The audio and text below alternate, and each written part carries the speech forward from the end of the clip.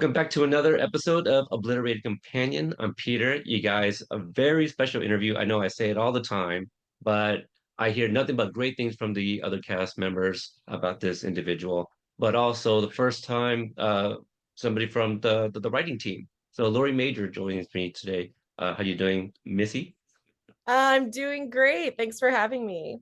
Yeah, and this is you're one of the first people I reached out to because Kimmy's the one that told me that you played Charlie. I had no idea because I was still learning names, Yeah. and I just mentioned like I love that character Charlie. She's so funny, and to Oh, find out yeah. you're part of the writing team, it was a kind of a bonus. I love the character. When the character came to life in the writer's room, she was kind of an iconic character. So when I learned that I was going to get to play her, it was a really big deal for me because we all loved the idea of the Postmates delivery person who gets shot by the snipers. Um, okay, so we'll definitely get into the how Charlie came about and all that good stuff. I always like to go back and learn more about the person. I know you're from the Bay. Yeah, I'm Now, from Union City. so when you say that you're like hyphy culture and all of that, right? You're Bay Oh Bay, yeah, like extreme hyphy culture. I was right in high school when the hyphy movement was at its height, so I gross rode several whips. It was a big deal for me. it's funny because I understand the reference, it being from the Pacific Northwest, we get things a little bit later, Yeah. but and some things just don't make it quite up here. Like I just found out who Pilo was like earlier, I guess 2023, like a year ago. Oh wow. Yeah, it's I grew up in the Bay the whole time, so I got everything fresh. Yeah, I spent a little bit of time in Stockton and a little bit of time is 2 summers in a row. My my mom lived there temporarily. She was married to somebody from Sacramento. No, he worked in Sacramento, but they lived in Stockton for a time. So I got step siblings from the nickel and dimes, right? That's what they Yeah, say. that's my area. People still say that nickel and Oh dimes? yes, sure do. 510. I love that. So what was it like for you growing up? I don't know a lot about your upbringing or your family. So like were you always kind of into performance in your family?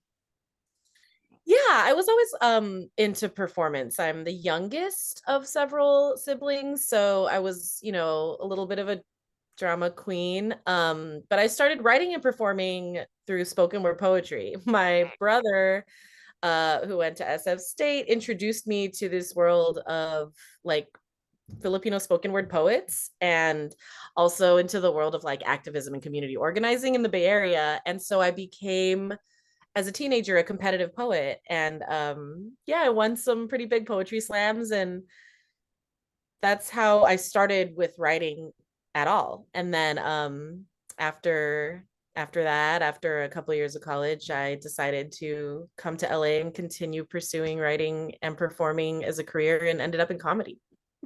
Now in the poetry scene, or did you know Dante Basco from that, or was that through something else?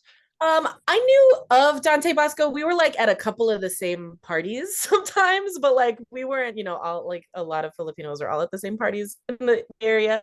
But I didn't really know him. There were a lot of other people. I was involved with the organization Youth Speaks, was how I came up in the poetry world when I was younger.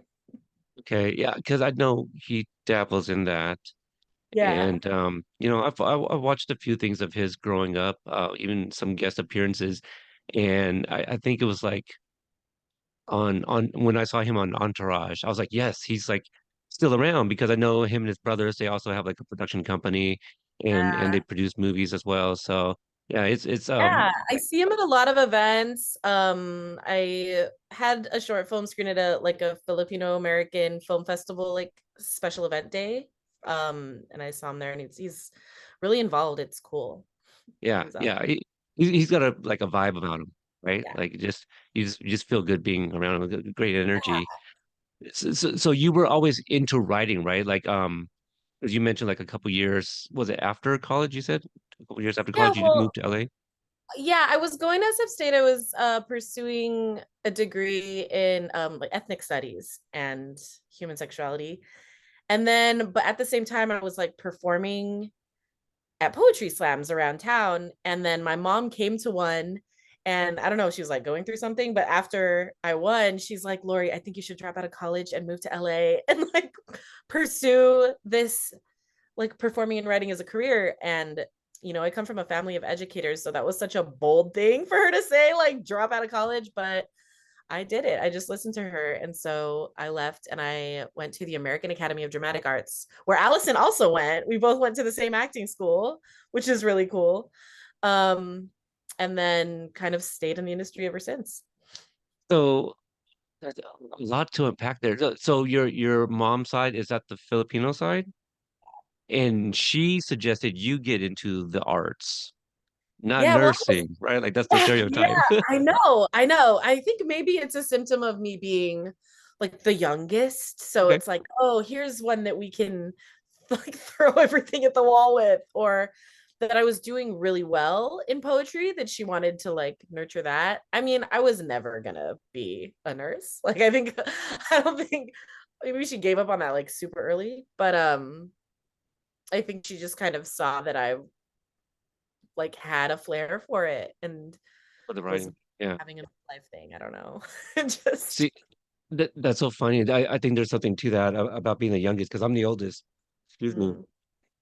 And I just remember having it the hardest. And as like, we have more and more, it's like I get jealous, like, how come you guys never got beat? How come you guys don't get yelled at? Things like that.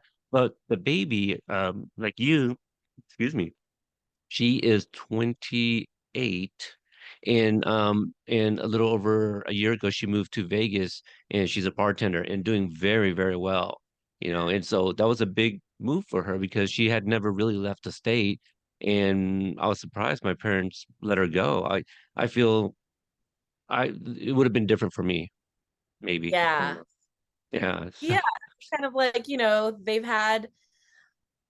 they've had several several goes by the time I came around. And I'm also the only half white one of my family. So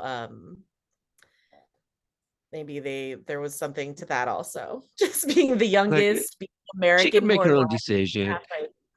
Or just like she can be silly and throw her life away if she wants to, and it's okay. I hope it's not that. Well, it's working out, so we're doing. But so what's your earliest memory of writing, whether it's an inspiration, a project, or even a teacher? I know you come from a I family of remember educators. being in the Young Authors Fair when I Mm. was 6 or 7. There was like a Young Authors Fair where kids like write books, um, and they, are displayed at a fair. And I wrote a book called Adventure in Candyland. And it was I just I was like I was from a young age knew that you needed to take IP and make it work for you. And I took the board game Candyland, which I really liked, and just wrote a story of a girl who like goes into kind of Jumanjiing a bit, but like Mm. kind of Mhm. finds herself in Candyland and has to escape it and Mm. interacts with characters in Candyland. I really should I find like that book. that. Yeah. Yeah.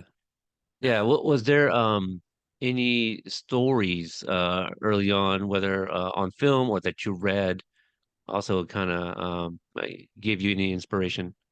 Well, let's see. I feel like the media that I consumed was a lot of Nickelodeon. I was definitely a Nickelodeon kid and not a Disney kid. All that. You watched a lot of all that. All that, Ren and Stimpy, Rocco's Modern Yes, Life. yes. Um, Ren and Stimpy, I tell people that's the OG SpongeBob. It looks exactly the really same. is. It's Mhm, it's and the sense of humor, it's like a mhm. bit dark and surreal. And adults can laugh at it for different reasons than kids can. It's I love it. Rocco also was that way too. But I, yeah, I like that feel era. I might have missed the Rocco train because Oh I yeah. feel Rugrats might have been like my last, Oh like yeah. animated stuff Rugrats. from, yeah. Rugrats was like the goat, right? Like They had like Rugrats. three amazing movies. I mean, whenever it was like you pick Nicktoons, it would always be Uh Rugrats. Always yeah, get to watch Rugrats because yeah. we love it so much. But yeah, I feel like that was a lot of that inspired probably why I ended up in the style of comedy that I like to write, which is, you know, I pretty cool. I could, yeah, yeah, no, there's that makes not that it didn't make sense, but I can see some of those colors in some of the things I've seen. Okay, so let's go through those. Right. Okay. One of the things, one of the okay, the first thing I watched, and I wished I had gotten a second watch in because it definitely went over my head in a sense where I had to really think about what what the narrative was, and that was grief. Oh, wow. My only dramatic thing I've ever made. Yeah, it's amazing. So again, I watched it at one time, folding Mhm. laundry, watching my nephew. Okay, so what it seemed like, it started off in a brief like a counseling meeting, and your character's name is Grace. Mm-hmm. Grace. And so she lost her family in a car accident, and I think it was a car accident. She lost her family, and she comes home uh escort. No, I don't know. So, and I just feel like she's numb, right? Like there's a lot of numbness because of her loss, and whatever it is she's doing is going to get, like she's just trying to get by.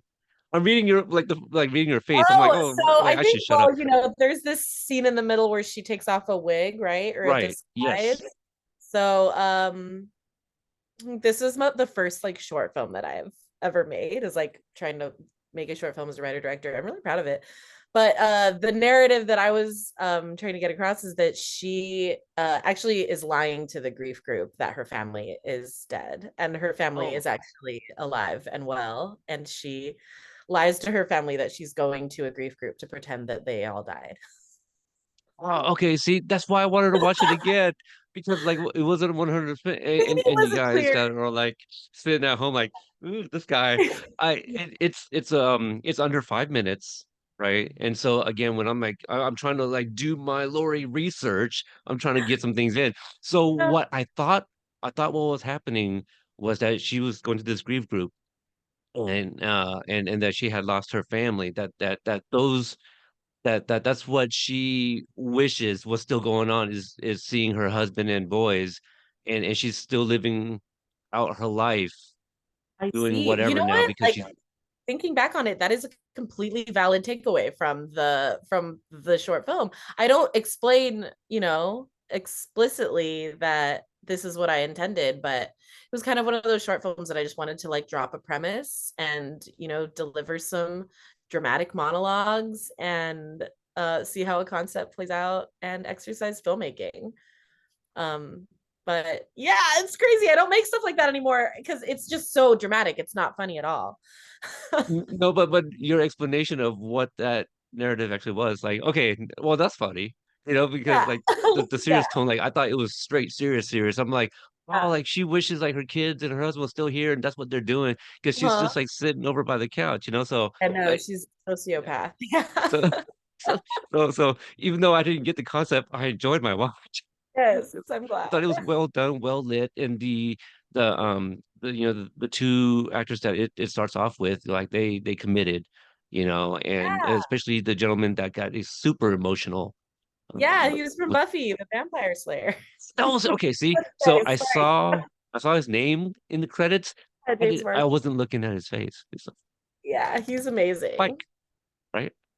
So Spike, it's yeah. James Masters. He was it was so cool of him to agree to be in that. And he was such an amazing actor and he was such a gentleman on the day. It was good. I was just glancing over. I was like, well, that's not her. So I'm folding clothes, right? I'm just listening. I was just like, well, he's killing it. And I'm watching on my phone.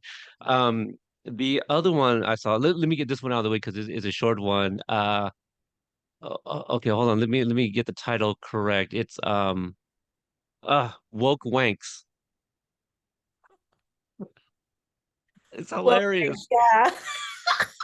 So funny. So Yeah, funny. that was a little sketch that I filmed for. I was a member of the CBS Diversity Showcase in Uh-huh. 2020, and we right when we kind of like entered the industry, COVID hit. So we like kind of as an experiment self-filmed like a second showcase to just send out to people that they could watch in their homes, and that was my sketch. It's phone sex operators for feminist men. So, Yeah, that's the funny he opens up with that on the phone call. Like, yeah, yeah, I forget the dialogue, but he wants to let her know I'm a feminist, you know. yeah. Um, super hilarious. And because I was going through your page, your website, and I saw a lot of the links. So I was like, well, if I've had the time, I want to watch them all. And then I was just like, all the red drew me to that video. I just tap on this one, and then like the dude's in bed. I'm like, Cool. oh, what's going on here? You know, like Yeah. super hilarious. I loved it. Um, and then the other one that I watched was the one that you did for Roku, the new you. Knew you. Yeah, I loved Yeah, that project. that's wow. She's new you is very scary. I love her in the beginning, like, there's that beat that you take where like you want to say anything about me or whatever that Yeah, the yeah, line yeah. was. I was just like, oh, she's really like nailing it. Like I pick up on those little things. Can you talk about like a new you and that character and just the whole project? I thought it was very, very interesting and people It should was definitely check really it out. cool. It was from an initiative for like up and coming creators that Roku did. And it's like highlighting shorts from people during different seasons. And so I was in the Halloween season, so I pitched them some horror ideas, and this one was a woman gets an exercise mirror, like those, mirrors that Oh, in shows your episode 106, Obliterated, maybe? so yeah, so in the new you, a woman gets an exercise mirror, and the mirror kind of tries to take over her life, and like eventually tries to, like steal her away into the mirror world. It's hilarious because I was also watching it with the lens of like, oh, that's like AI taking over a writer's life. Like she wants to consume like all Yeah. that. So I don't know if there was any of that in I mean, yeah, there's subliminally. definitely some commentary about technology. There's commentary about fitness culture and diet culture and like, you know, um, all of that stuff, like, gendered beauty norms. A lot of commentary for how silly of a Halloween. Like Yeah. it was so fun to make. Also worked with a Filipino DP and director, Tess Paras and Mike Malinawag. So it was really cool that I got to pick my crew on that. Oh, well, shout outs to them. Yeah. For those that are interested, I'll definitely link that in the on the YouTube video so people can check that out. I thought it should. I mean, at the very least, I'll link your website, with Yeah, all and it's your, available on Roku. It's, yeah. Oh, okay, right, right.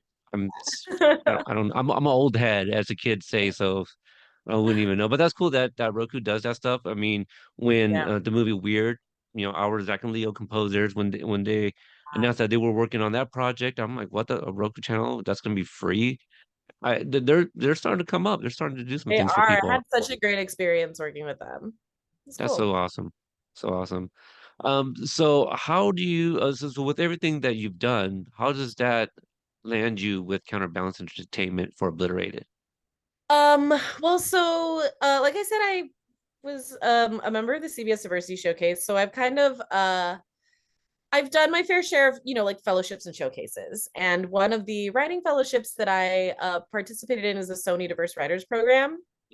And through that program, after we were done with it, I kind of was just like, Dina, who works at Counterbalance, she was one of the speakers that we heard for our program, and she kind of mentioned Obliterated. So after the program was over, I reached out to her and, kind of talked to her about stuff. And after a few more meetings, I was working on Obliterated. So Oh, that's yeah, awesome. Okay, so I came through a Sony Writers Fellowship. yeah, so there was an opportunity and kind of like answering like a job, what do they call I've been with the same company for too long. I kind of forget what they're called now. Just like when you're applying for a job, it's just one of those things. Because like I have heard stories where like for example, Bob Dearden on Cobra Kai, like Ah, he was and suggested Obliterated. He's and my and obliterated, yes. I guess I should have led with that. I just assumed the obliterated companion listeners knew that. But when I interviewed him, he told me that um like him and I don't know if it was John specifically, but John Josh and Hayden, like they were looking for a new writer and somebody they asked for said, oh, like Bob's great. He did I iZombie, and stuff like that. And so that's how he ended up. So I wasn't sure if you were also kind of like, hey, Lori's pretty great. But I mean, I don't know what I'm sure that all of their conversations consisted of the sentence Lori's great yeah, behind closed doors. But yeah, I came to know Dina through that fellowship and that's reached out to her. awesome. So yeah. So with the writers' room, this was the first season. Can you share like what what the early stages were? And actually, let's start with this. As a staff writer, what are your duties as a staff writer versus like a regular writer for the casual folk like me? Well, I'm a writer just like everybody else. There's different like levels of writer based on seniority and Mm. experience. But we all kind of function as the same in the room. Like when we're coming up with stuff. I definitely have the lower status position in that I'm not running the conversation or anything when it happens, but it was a very like egalitarian setting, and we were all I put on a pretty level playing field when it came to coming up with jokes and pitches and storylines and everything together. So I was just kind of like one of the group that Okay. was doing that.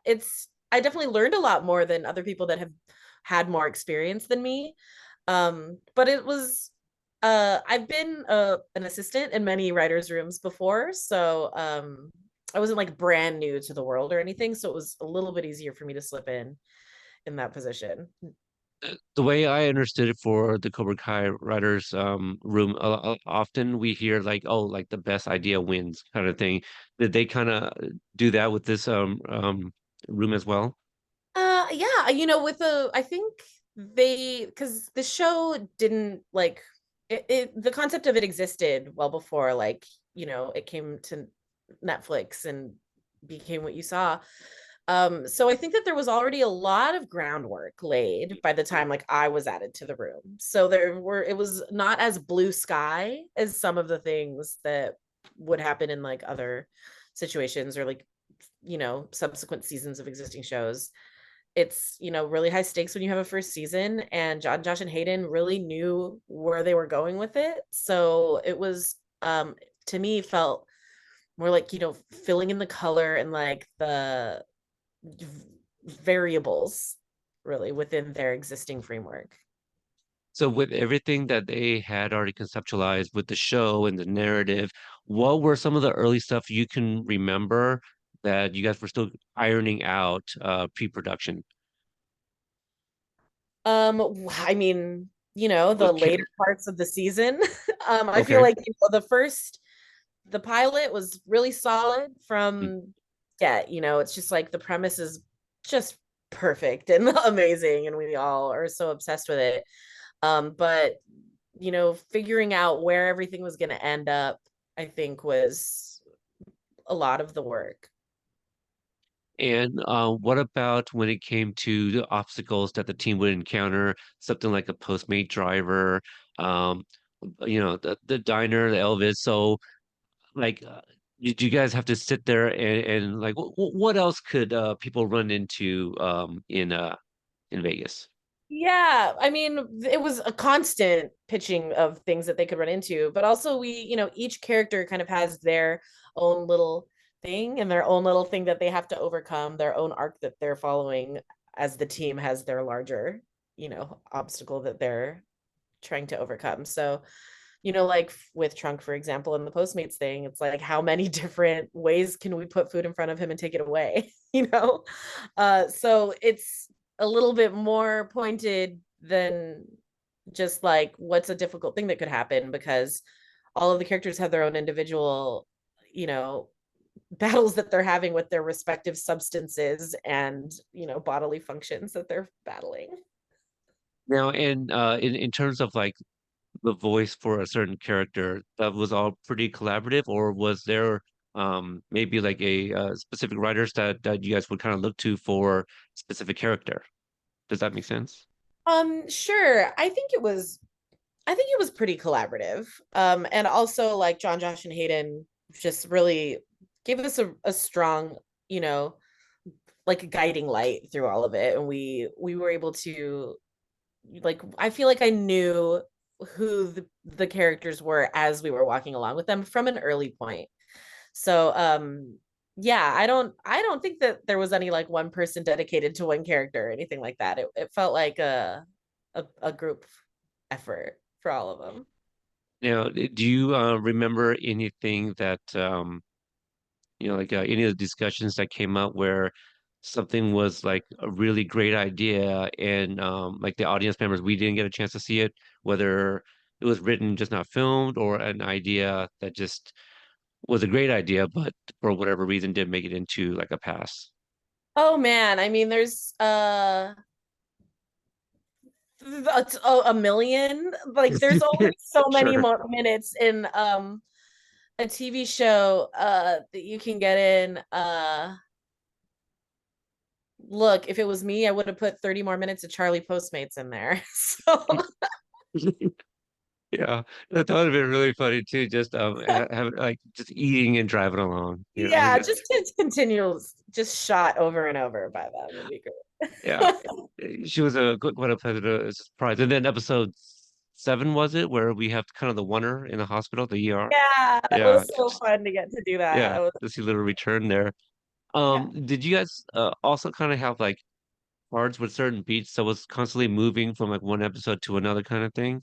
Yep. Yeah, So totally. yeah, so how did you guys kind of orchestrate that, like the m movements of I mean, it's locations? just everything kind of moved up until the last minute, like things like we're breaking episode 5 while episode 3 is in its first draft, like it's everything is moving and you know the guys John, Josh, and Hayden, when we were in our writers room, were also working on post for Cobra Kai. So like there was a lot of like, we'll get ahead in one way and then find an issue that needs to be fixed and come back. And this is in every TV show, that things are constantly moving. Of all of the shows that I've worked on, even as an assistant, I've never been in one where like the first time you break the season, everything stays in the same episode. It's just Right. like impossibility unless you got, not even if you just got one person writing the whole thing, it never stays the same.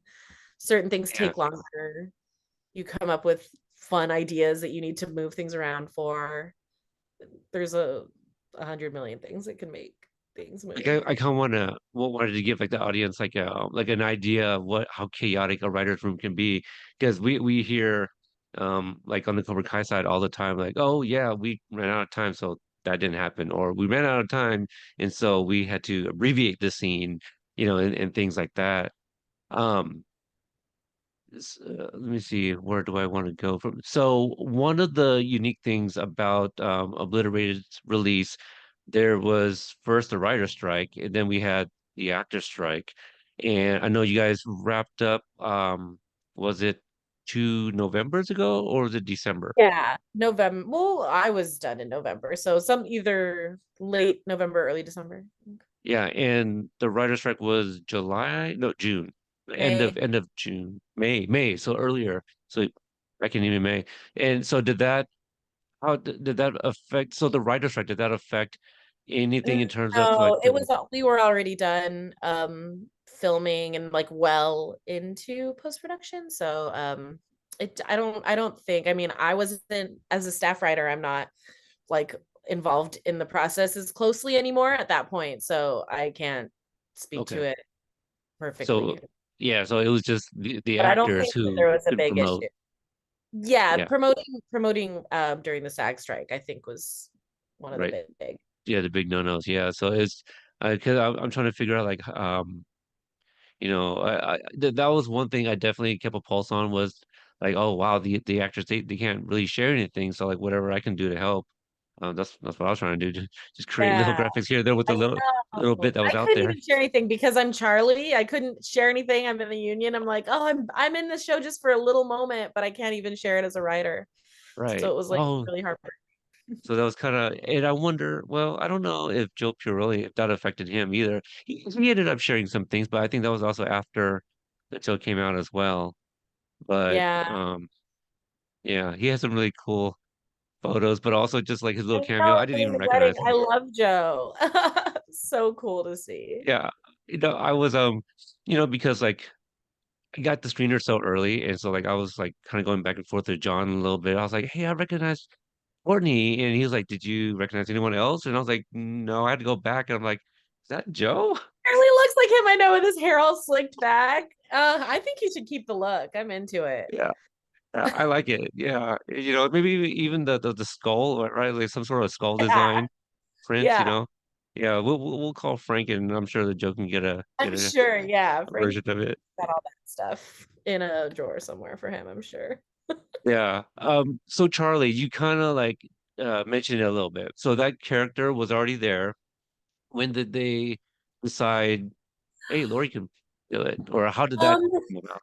you know, actually, when I was submitted to write for the show, um, my reps also sent along my character reel with my submission. And I didn't know they did that. So when I interviewed with John, Josh, and Hayden for the job writing, John was like, "I'm obsessed with your character reel," and I had no idea that he had like watched it or even seen it, and he was just really into it, and was just like, "I love you as a performer." Like as I was interviewing to be a writer for the show, so he told me that I would be able to, and in some capacity, be on it. So I knew from an early stage that I would probably be able to be in the show somehow, because John was just so effusive about how funny he thought my character reel was.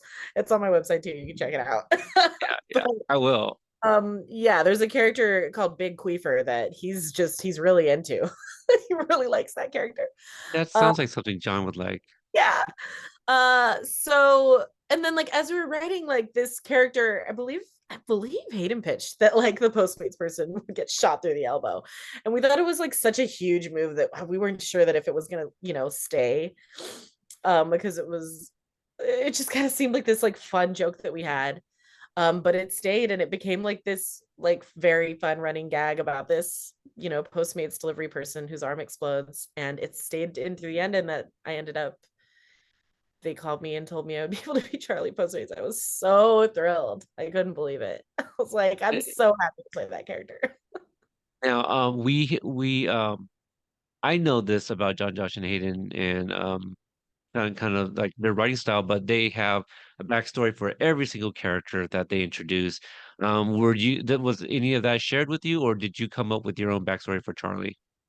I think that in my preparation process for the acting, I came up with a little bit myself, but I feel like we all were on the same page about who she was, as a person, like what her vibe was, the stoner energy, the person that eats your food, that's delivering your food.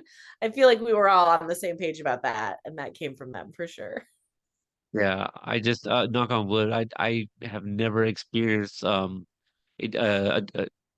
delivery driver like that. So That you I'm know all of, they you could be know, eating food and they're just good at everything hiding comes it. sealed. No, like I we kind of check like have the bags been opened, but I think they all do it. it's Everyone better on the to think that line way, do right? it. Huh? It's better to think that way, right? That they all do it. So if they I used don't, to it's be a a food bonus. server, and I would like take a fry every now and then, like it doesn't, I don't touch the rest of their food. Yeah. Yeah, I don't know anything about that. Yeah. Either way. Yeah, I just love your delivery. Did you was that all on paper, or were you given like d different lines to kind of try during But the phone call was all on paper. Uh, Once I got shot, it was just kind of, just, go for it. See what comes to you. Imagine that you were just shot by a gun. So that was a little bit looser, but yeah, the phone call was definitely to script, and we did a lot of it in ADR actually, which is Oh, right. It's loud. yeah, it's loud, and we were on Fremont Street, and Fremont Street wasn't shut down or anything. Yeah. So that was a really cool experience to do that. I had never done it on that Yeah. scale. I do wonder like what else could Charlie had shouted out, with a reaction like that. Just because like her reaction, Yeah. obviously, so for me it's like, oh, obviously it's comedic. It's shitty what happens to her. No one deserves that. Yeah. But like a reaction like that makes me think of all the different takes Steve Carell did for 40-Year-Old Virgin. And Oh when yeah. they're ripping Oh, I off the mean, hair. if we could get a hold Billy of the footage, Watson, I did you know. have a lot of reactions that hit the cutting room floor. Like there's a lot of footage of just me screaming and cursing and, you know, not understanding what happened because I didn't see myself get shot. Like all of a sudden I just was shot. So I just thought that somehow my elbow exploded out of nowhere. Kind of like Right. you know, in Forrest Gump when he gets shot in the butt and he's like, something bit me. Like, you don't know where it came from. That's a great reference. Now and then episode 7, The Wonder. Can you talk about that in the writer's room and also filming that sequence? um, yeah, well, actually, that was written after I believe, I don't want to speak out of turn, but I think that because that was written by Rachel, who I'm very close with, and I believe that that scene was added like after the room wrapped, Mm, that oneer. And filming it was so cool because John was directing me, and you know, like I love John so much, and he's was a really cool director. And we filmed that before we filmed the Fremont Street scene. So this was my first time on set was for that scene, and it was just so fun and great. And there were so many moving parts, and it's a oneer, so you know you can't really mess up. And I had the first line in it, but because it was a oneer and they're filming, like I had to like cue myself a little bit, kind of. So it was kind of a lot of pressure, not to not mess up. But you know, John was like really great in directing me and supportive, and it was such a fun day. And Kyle got to be in that scene as the oh, gimp, the champagne. Kyle C. I forget his Yeah, yeah, okay. he Kyle Savale. Yeah, He yeah, he was, yeah, assistant on the show and in Cobra Kai now, right. and we both got to be in that scene together, so that Oh, was really I'll cool. have to go back and watch. I had no idea he Yeah, was in that. he's the guy in the gimp mask who has the champagne bottle stuck in his butt, and they roll him across in the beginning of the scene. I remember that part. I didn't know that was him. I Yeah, Interesting. Okay. Yeah, because I know Kyle because I had to correspond with him for I think my last interview with John Josh and Hayden before yeah, yeah before Obliterated started going to promotions and stuff like that. right. Yeah, he was. Um so and that his sequence that was his first appearance, right? So the bottle was we hadn't seen that before, that character. That character is in the orgy. Okay. Kyle was in the Yeah, orgy. huh? Kyle was in the orgy Kyle scene was in also? the cage. He wasn't one of the people. Oh, and the cage guy had a Yeah, he's the mask. guy in the mask in the cage. Yeah, and then he ends up in the hospital with the champagne bottle. It's all coming It's all together coming and very together. interesting. Yeah. That scene. Yeah, I just remember Joel like sharing, doing the research for it, and now he's getting like all these recommendations. Well, Yeah. he Oh looked yeah. this up before. I Right. was, okay, so he was in Jeff's Fuck Fest. I think Yeah. is what it was called. Yeah. That they really went for it with that. I was excited to see it. Yeah, it's Vegas. It's Vegas. Like, the nothing really surprised me. I feel like I've been around a lot of that stuff, minus the Skittles. Never had a camel at any of my parties, but very similar things I have witnessed in one way or Yeah. another, in my time in service. Yeah. Cool. Now, is there anything that the audience members did not get to see that was filmed that you can remember? That was filmed. Um, I mean, like a whole bunch of Charlie screaming on the floor with Taco Bell was what I remember.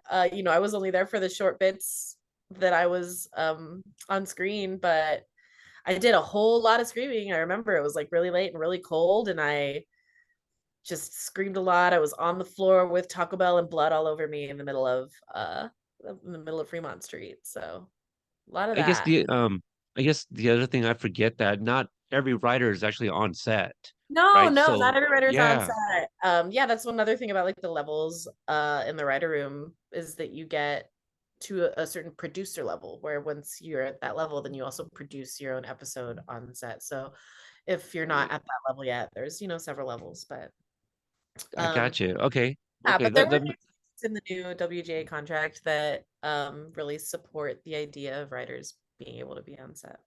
Oh yeah, no, I we did an episode watch party. He reads up on all of that stuff, and I believe we did a Cobra Kai episode where we kind of talked about the things like the studios wanted with the writers, and Yeah. it's like they didn't want a writer's room, right? And with AI, they just wanted somebody to Yeah, punch up an AI absolutely. script and give that person the credit. Yeah.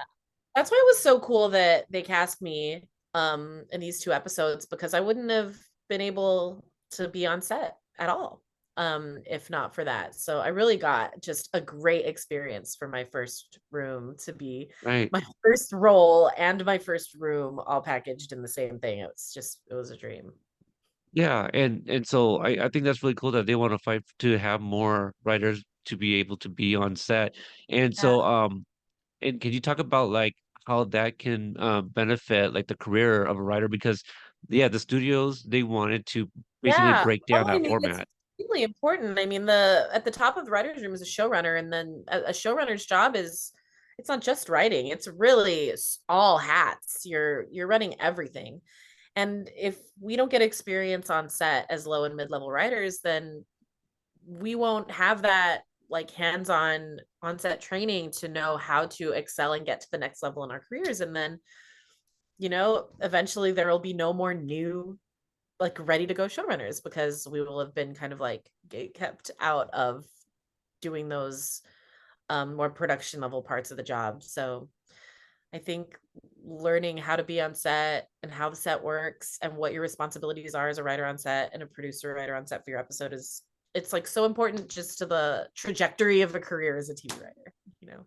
I know, and I know I'm just like one guy, but like I don't work in the industry. Even to me, that sounds stupid. Like I often select I often select what I want to binge and watch and all that stuff based Yeah. on the writers, because yeah, you can give me somebody great to read those words, but if the words are shit, you're just sugarcoating shit. Yeah. And it's not just the words, like it's the what happens. It's Yeah, everything like somebody in a WGA meeting said this and it really stuck with me. It was like the writers are the only part of the whole process of making film and TV who makes something from nothing.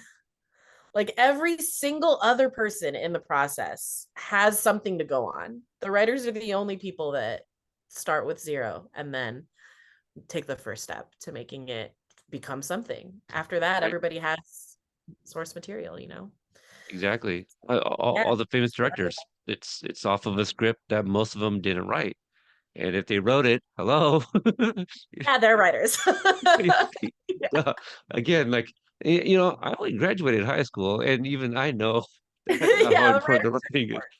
Like, but and I guess that's why like I enjoy doing the episode reviews, because and with Obliterated, each episode's an hour, so it gives the dialogue to breathe, stuff like that. But a show like Cobra Kai, 30 minutes, you got to be very deliberate with what you want to say and Yeah. and and all that, Yeah, and so comedies are so much harder because of how economical you have to be with the storytelling, with the writing, and then you have to be funny on top of it. It's right. just it's really it's a feat that comedy Yeah. writers achieve. And so when I was I guess starting off with grief, as like the first thing to watch, and I was like, oh, so dramatic. I go and like and I know the comedy and drama they go hand in hand. It's about making people feel, and Right. yeah, yeah, Yeah, yeah, I mean, comedy is just drama with jokes in it, right? yeah. That's all it is. In dark comedy, it's just just like um no, I don't want to misquote anybody, but yeah, it's just the whole ordeal. I'm just glad a fair um you know, gosh, what were they called?